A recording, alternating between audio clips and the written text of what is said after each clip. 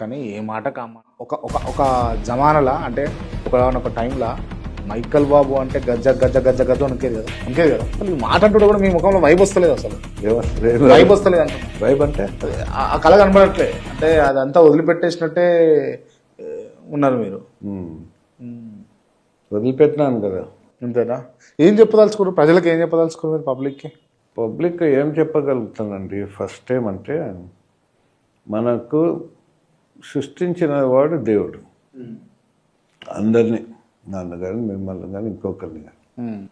ఈ లోకాన్ని సృష్టించిన దేవుడు ఆయన.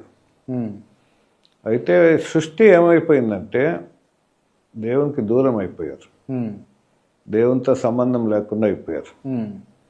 ఆ సంబంధం తిరిగి కుదిరిచ్చేదానికి యేసుప్రభు ఈ లోకానికి వచ్చాడు. ఇప్పుడు మన దేవుడు అందరి దేవుడు, ఈజ్ గాడ్ ఫర్ ఎవ్రీబడి, అందరికీ ప్రభు. ఆయన పరిశుద్ధుడు పరిశుద్ధుడు పరిశుద్ధుడు, పరలోకం ఉంది, అక్కడ ఉంటారు. ఆ పరిశుద్ధత లేనిది దేవుడిని ఎవరు మనం చూడలేము. సో ఆ దేవుణ్ణి ఇక్కడ చూడాలా, అనుభవించాలా, ఈ లోకంలో కళ్ళు మూసుకున్నాక అక్కడ పోవాలంటే పరిశుద్ధత కావాలి.